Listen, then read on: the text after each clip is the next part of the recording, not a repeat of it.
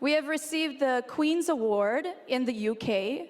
We have received the, I have a question. Question. Yes, we have received many awards throughout the whole world. However, unfortunately in Canada, our volunteering as a charitable religious organization is extremely difficult.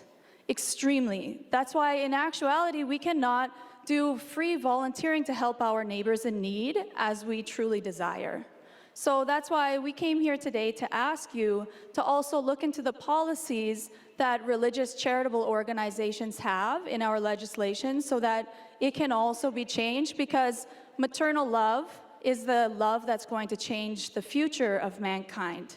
So we'd like you to look into we like to say people kind, not necessarily mankind, because it's more inclusive. There we go, exactly. Yes, thank you. We can all learn from each other. I have a suggestion. Talk about what you said on RuPaul. Trans women are dying. And you said that we, as trans women, are not like regular women. We get raped more often. We go to domestic violence more often. A trans woman was killed here a few blocks. I have been followed home. So have I. So have I. We're the same. My point was we are the same. There's an entire show called ID Channel, a network dedicated 24 hours a day to women getting abused, murdered, sexualized, and violated. And you are too, sister. And trans it's women the go to same. domestic violence, and you do nothing for them. Trans women are in men's prisons. And what have you done for them? What have you done for women? Lots of things. I've done lots of things too. You don't know my life. Don't sit down. Sit down. Sit down. Enough. Get lost. I am a woman, and trans women. Congratulations. So am I. So am I. This is the genocide. This is the AIDS crisis all over again. And this is white, cis, feminism. Shut up. You're so boring. White, cis, feminism. Don't label me, sister. Don't put your labels on me. Don't you fucking do that. Don't worry about her. Do not put your label on me. I don't come from your planet. Leave me alone. I do not subscribe to your rules. I do not subscribe to your language. You do not put labels on me or anybody. Step the fuck back. What I do is for the fuck. Do not put labels on me or anybody. Step the fuck back. What I do is for the fucking world, and you should be fucking grateful. So shut the fuck up. Get off my back. What have you done? Because I know what I've done. God damn it. Love you. Beautiful. Don't worry about it. I'm not worried. I'm fucking mad at the lies. I'm mad at the stereotypes. I'm mad that you put shit on me because I have a fucking vagina and I'm white or I'm black or I'm yellow or I'm purple. Fuck off.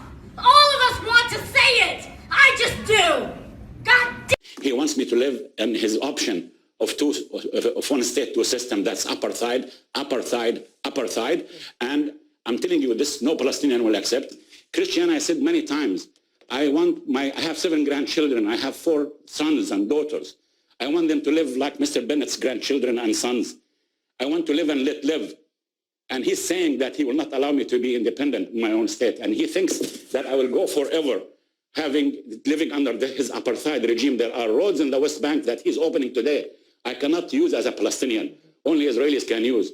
Never in the darkest hours of South Africa's apartheid were blacks prevented to use roads white were using. Wake up.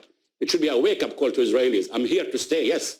And you're there to stay. And the only option is to live and let live. The only option is a two-state solution between Palestinians and Israelis on the 1967 lines. And if you want to make peace with President Trump and the Americans, that's your business.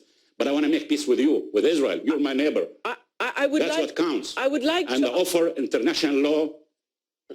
Sorry, I don't mean to interrupt you, but I do need to ask, because to both of you, whether your biggest sort of mediator, patron, honest broker, the United States, can still be an honest broker. I guess, Mr. Bennett, for you, I mean, if the United States is not considered an honest broker anymore, certainly by, the opposition, the Palestinians, how does that serve your cause? And if, for instance, President Trump says he wants to cut off aid to the Palestinians like they've cut off aid to the UN, UNRWA in Gaza. How is that good for Israel? Israel has always said that the Palestinians having a decent, economic situation is in Israel's security interest? We want to live side by side, and we want to certainly see prosperity with the Palestinians. However, the current money is going to roughly 1 billion shekel a year. That's $250 million American money, which is directly funding the paying terrorists to kill Jews. That's not a lie. It's the running rate. I have here the document. I can always show it. I say again, it's $3,500 to any Palestinian who murders many Jews and is sent to 30 years in jail. That's the official payment, monthly payment. Secondly, the blatant lies about apartheid. Israel has a Supreme Court justice who's Arab. We have over a dozen members of parliament who are Arab. How many Jews do you have in your parliament? How many Jews do you have in the entire PA? Is a Jew allowed to enter the Palestinian Authority? He's not even allowed to enter. So this is not the approach we need. Look, I live in this country. I respect Saib Arikat. I'm not going anywhere. He's not going anywhere. We have to find and figure out how to live together. It's not going to work by someone who makes a career out of whining and killing Jews. That's what the Palestinian government has become an expert in: whining, blaming, saying no, and killing Jews. Hi. So very much not a fan, but decided to come anyways. Okay, it's like an Alcoholics Anonymous meeting. Yeah. So I actually have two questions.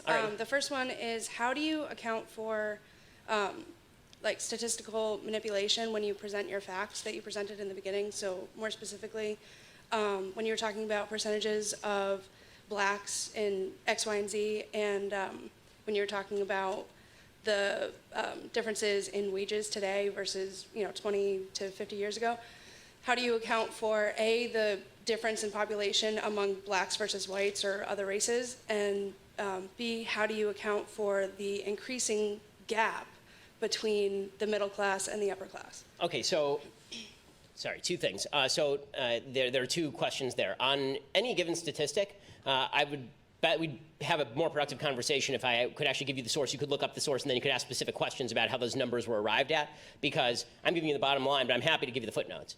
I typically don't do that because it makes the speech even longer and more boring than it already is. But I'm more than happy to argue the stats and whether they're good or not, because it might be like that other guy questioning the Bureau of Justice Statistics stats, right? There might be a flaw in the stat, and then we can argue about that. So that's a good question. The answer is we'll look at each individual stat and we'll determine whether we think that it's reflective of reality or not based on its internal logic. As far as the idea that how do I account for the gap between the upper class and the non-upper class, as I said, number one, it's not the same people in the upper class, right? People move up and down between classes fairly regularly in the United States. There is a widening gap in terms of the people who are earning the most and the people who are earning the least, but that's because if you had to make a chart, it wouldn't look like this. It wouldn't look like the people at the top are going like that and people at the bottom are going like that. It would look like this, right? The people at the bottom are moving up slightly, and the people at the top are moving up rapidly.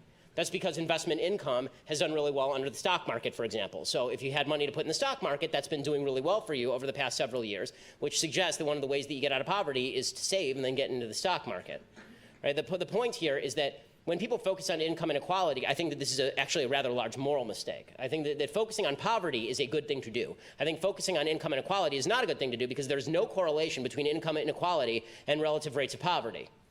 Right? There's tremendous income inequality in a lot of places on planet Earth. In fact, in all places on planet Earth. If you go to Sudan, there's going to be a rich warlord there, and then there are going to be a bunch of people living on $6 a year. Okay, that's a terrible place to live. Income inequality in the United States is also quite high, right? There are people who are Bill Gates and Jeff Bezos, and then there's the local checker at your grocery store. But if the local checker at your grocery store is getting richer, then it seems to me they have nothing particularly to complain about in how the economy is operating. They don't have a right to Jeff Bezos' money. They don't have a right to Bill Gates' money any more than Bill Gates or Jeff Bezos has a right to their money. So the question shouldn't be relative rates of increase. The question should be, is your income increasing? Is your life getting better? Can you buy more cool stuff? And one of the problems I have with just measuring income by the pure dollar amount is that it doesn't actually measure what you can buy with those dollars. Right? The fact is that you can buy things today that you couldn't buy even 5 years ago, certainly not 10 or 20 years ago. Life is completely transformed. A poor person in the United States today is living better than a rich person was living in the United States in 1920. Right? Everybody has air conditioning, everybody has a microwave, everybody has a car, everybody has TV or two, right? All of these things did not exist. That's because the market has created new products for which there is demand. That does not mean that poverty has been completely solved, because I think it's going to be almost impossible to completely solve poverty, but it does mean that if you're complaining because people at the upper end are getting richer rather than because you're getting poorer, then you should look to whether you are operating on the basis of jealousy or whether you're operating on the basis of something that, that actually should matter. Okay. The second point was just like as a woman and somebody going into the healthcare field, I personally don't, it's on your opinion on abortion. I personally don't think that like I could have an abortion just because morally I feel like for myself it wouldn't be the right choice. But how do you defend your opinion as a white, well-off, religious man?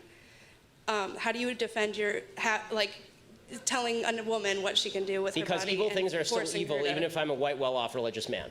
And good things are still good even if I'm a white, well-off religious man. So I mean,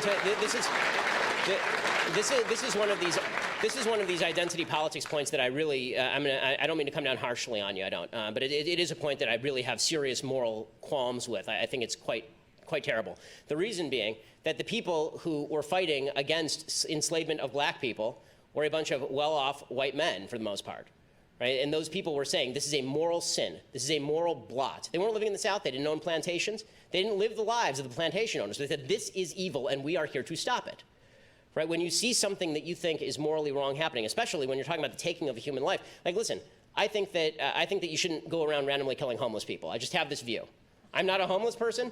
Most of the people who randomly kill homeless people are probably not of my economic strata, my religious view, or my I don't know whether they're of my skin color or not. I have no idea what the actual sociological breakdown of homeless killer serial murderers is, but I would suggest that my identity has nothing to do with what is right or wrong. And this is what Western civilization used to be about. Western civilization used to be about the idea that, yes, I'm not a woman in the healthcare field, but you and I can have a conversation about what's right and wrong because this is the nature of human reason. The nature of human reason, the nature of right and wrong is that you and I can talk about what's right and wrong and that I don't retreat into my identity. If we can all retreat into our identity and our morality is now centered around that identity, morality doesn't exist at all. We break down into a society of fragmented atoms where I can't even say, like, you're torturing a puppy in your backyard. I have nothing to say about that. I'm not a white woman who's in the healthcare field.